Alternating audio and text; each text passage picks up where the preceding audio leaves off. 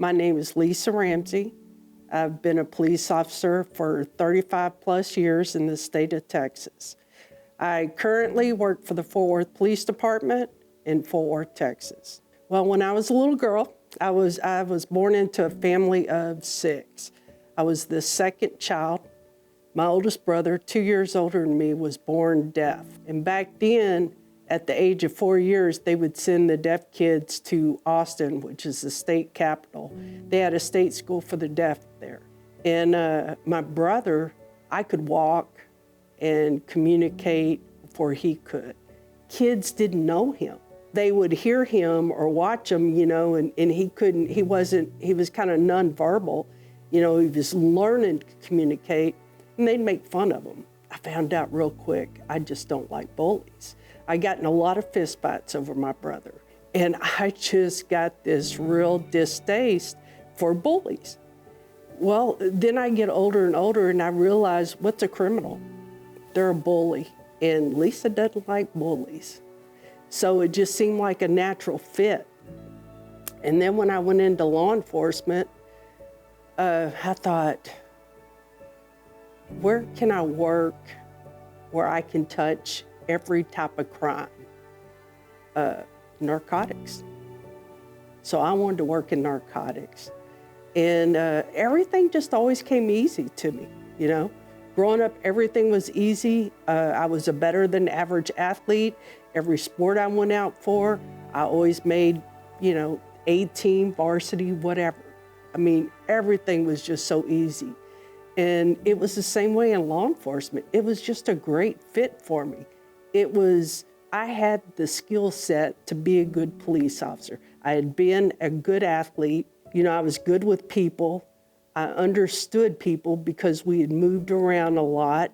And then I'd been raised with a brother with a disability. It was just a great fit. And I was having a great time. And then I decided I wanted to be a mom. When my daughter was 4 years old, I was a single mom, which, no big deal. There's plenty of moms out there doing that. And we were getting by.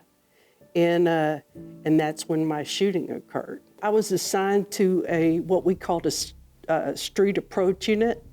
We worked, at that time, there were several different units within our narcotics division. But the one I was working at that time, we just dealt with street level narcotics. And we would do a lot of buy bust, where you go out and you purchase the drugs and you immediately arrest the suspect right then and there. This particular day, we'd gone out that morning on the north side of town, and I had made a buy, and I'd gone to the evidence room, checked it all in, and then we were going to meet up in the afternoon over on east side. So that afternoon we met up, and there were 4 of us. There were a couple of people out on injuries or something. So there were 4 of us, myself, another female officer, and 2 male officers. So one of our male officers was going to be the buy person. And we decided to saturate this little area. And we were driving around, and a little dealer tried to flag me down. So I called to the officer and I said, hey, we've got a live one over here. So I told him where I was. He said he'd swing through.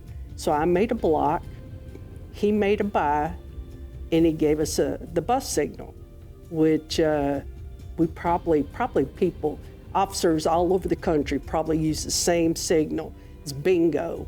So he says, bingo, bingo. So we know that we're gonna swoop in and try to arrest this guy. So the 3 of us drive into the area separately, and we see our suspect walking into a little mom and pop convenience store.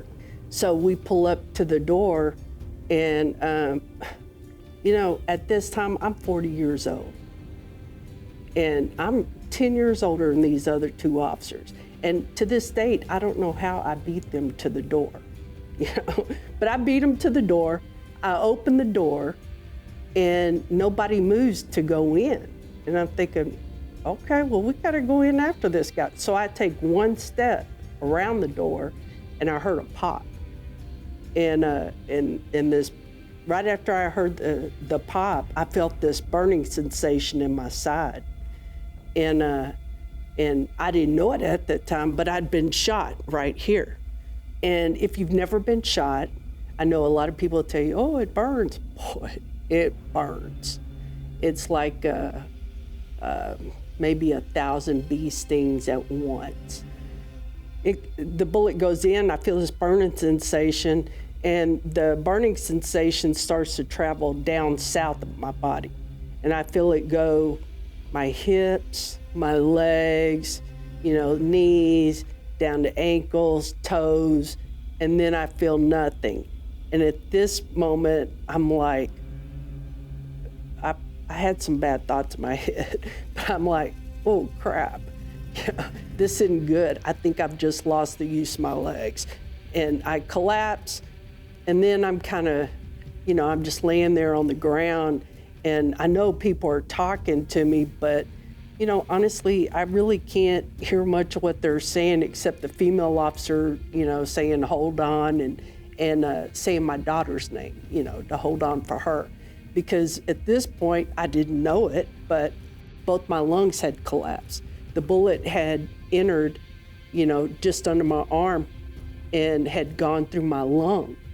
They ended up removing the lower lobe of my lung. A lot of people don't know it, but you have 3 lobes. You have 2 lobes on your heart side because you have so much going on over here. You need 2 lobes. You have upper lobe, lower lobe, and then you have a lobe over here. Well, it ripped through the lower lobe, and they had to remove it. It pierced my arterial artery, so I immediately started bleeding out. And then it hit the spine and blew out about 2 inches of spine, leaving just a ribbon attached on the right side. So I am sucking wind. I'm trying to get the air into me. I'm sucking it in as hard as I can and trying to get it back out. And it is burning. It's like there's a bonfire in my lungs. And these people are talking to me. And they want me to talk back. And I just want to say, what are you thinking? Leave me alone. And you know how they always tell you, oh, get away from them, let them get air, but people just hover in more. Okay, well, they were doing that, and in my mind, they were sucking up my air. I was trying to get air into me, and these people are leaning over in my bubble, stealing my air.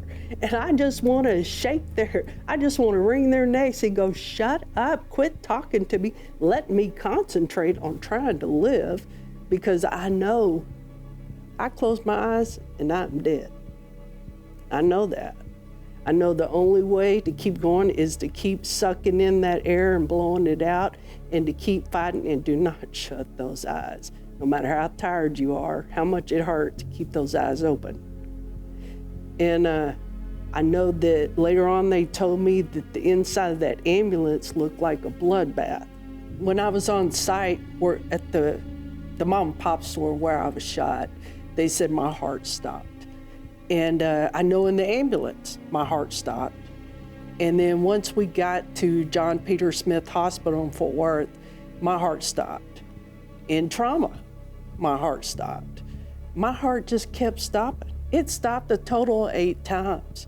It stopped so many times and for so long that they actually went out to the waiting room and told everybody I was gone. And I must have been out close to 20 minutes. And all of a sudden they came out and they said, she's back, and we're gonna go up to OR and try one more time.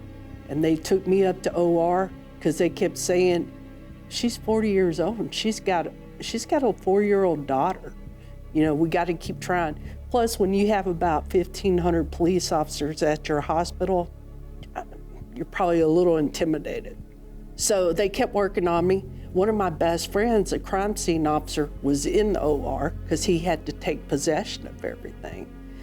But they brought me back so many times that to this day, I'm eat up with arthritis in my ribs. They broke every single rib in my sternum from compressions. But you know what? I'm not mad at them. Every time it starts to rain or gets cold and my ribs start firing up, I think, I'm alive. I'm just alive. And I'm here, you know. They gave me 22 units of blood, took one of my lobes of my lungs. Since then, a workers' comp doctor killed one of my kidneys, severed a bicep. They've just taken different parts out of me. That's it. But I'm still here. I'm still the same person I was before my injury. If you want to know what kind of person I really am, talk to some of my friends. We have known Lisa for 43 years. I played on the same softball team the same summer that she came to Stephenville. So, and the thing about Lisa is very, very competitive. I mean, I don't care if you're playing hopscotch or whatever, you know, it's like she's very competitive about it. But the one thing about her that I think is so interesting is that we would start calling around and like, or what other teams were always wanting us to all come play for them. Her first question would be, what do the uniforms look like? So there was that vanity part of it that she wanted to look good. I think she's motivated a lot of people like, I have a disability and this is what I'm doing. Yeah. I'm going water skiing. I'm going hunting. I'm going deer hunting and I'm going to get a deer. I'm going, you know, on the horse, you know, a ride this year without somebody really around me. I'm going to do that. You know, it's just a self-motivation that she could do it. You know, why can't you? Every single day of her life is hard, but you never hear her complain. You never hear, I know there's probably been times that she was down, but I've never seen it. And she just is like, what's next? What can I do? What can I do? And she has found so many interesting and fun things to do with her life and the outdoor sports and the horses and the dogs. And it's just, she'll tackle anything. And it's just so inspiring to be around her. The thing that I always think about when I think about Lisa is that she is one of the most positive, upbeat people that faces life head on and doesn't let anything stop her. And she's very inspirational for me. I mean, I'm disabled, and being around people that have challenges, you know, you see a lot of different things. I've never seen anybody that is as gracious and loving and strong as Lisa. She's awesome. So many people in her situation would have said, hey, I'm taking disability.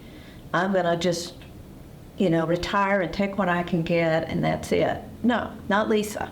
Lisa decided, I'm going to continue to work, and she's going to work until she would have normally retired from the PD, which is amazing.